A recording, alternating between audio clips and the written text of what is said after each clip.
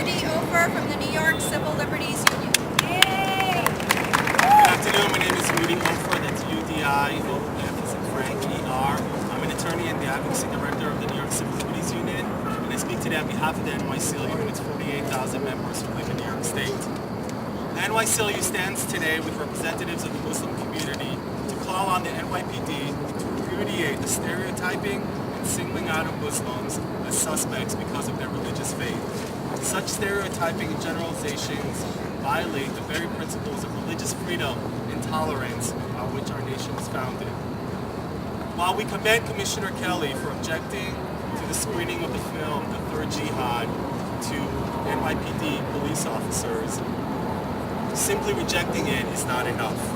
Unfortunately, the controversy over the film is only the latest in a series of concerns that have been raised about the NYPD's operations and strategies as they pertain to Muslim New Yorkers. And let me provide you with two examples.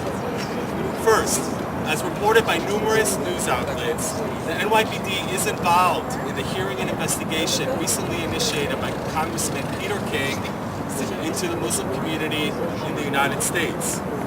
As a reminder, Congressman King has stated that 80 to 85% of mosques and Muslim leaders are radicals and is currently investigating the Muslim community and alleging that it shields terrorists and supports terrorism.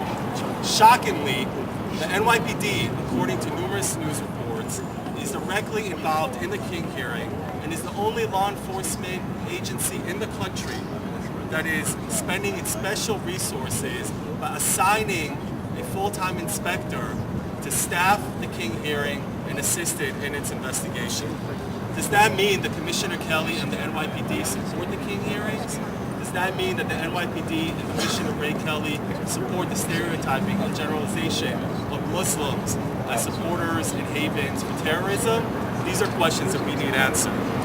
Secondly, the second example is that of the 2007 report issued by the NYPD called The Radicalization in the West, the Homegrown Threat. There was a report which concluded the radicalization in the Muslim community is spreading here in New York City. In the report, the NYPD stated the signs of radicalization include Muslims frequenting mosques, Muslims frequenting bookstores, Muslims spending time in cafes, and Muslims hanging out in cab driver hangouts. And when Muslims display concerns for, quote, the greater good, according to this report by the NYPD, these are signs of jihadization. The report also stated that giving up cigarettes, drinking, and gambling, and wearing traditional Islamic clothing may also be signs of radicalization and terrorist sympathies. Commissioner Kelly, if this is what the NYPD report states, then what do you teach NYPD officers?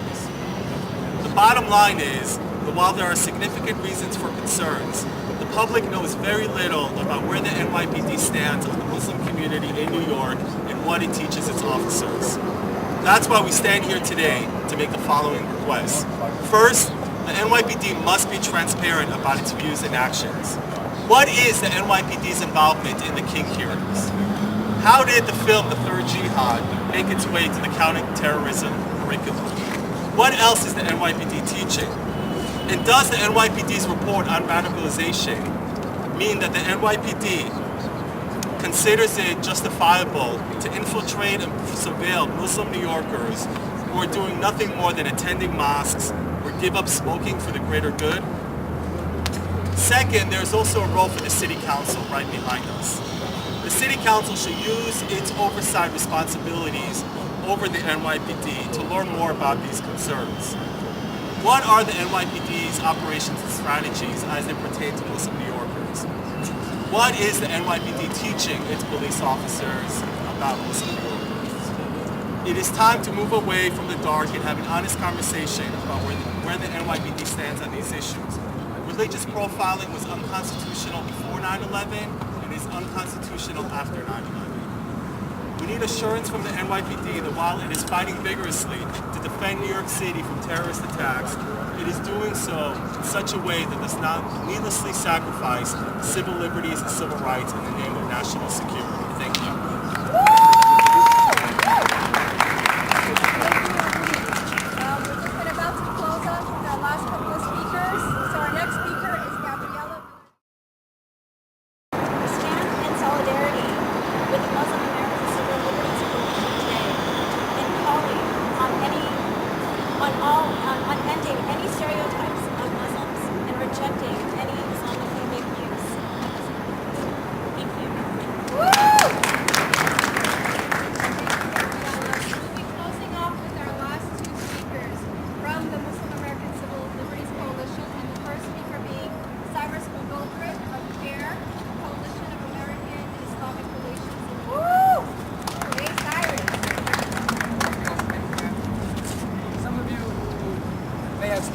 to the NYPD or I've seen their response make me wondering, well, is this so bad? I'm here to tell you specifically, yes it is.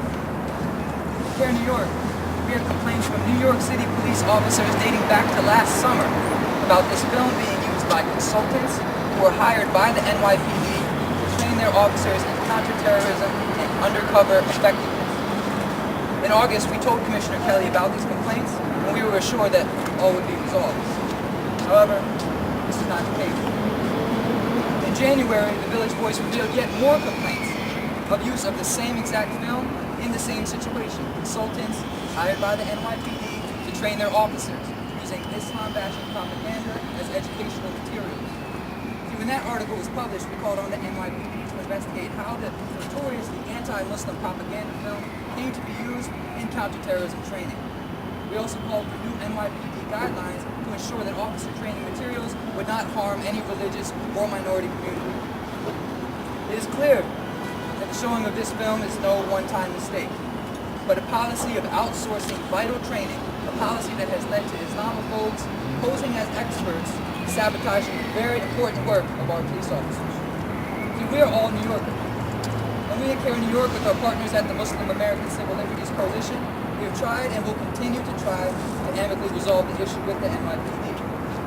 See, we want to know that when our tax dollars are being spent, they're being used to best inform and most accurately train our police officers so that they can safeguard our city and all of our citizens with care and respect. I want to thank all the council members and community allies that have joined us today, state representatives that sent statements of support, and you, the esteemed members of the media, for standing up for what is right, standing up for American values, and making sure that all Americans are served and protected equally by American law and law enforcement.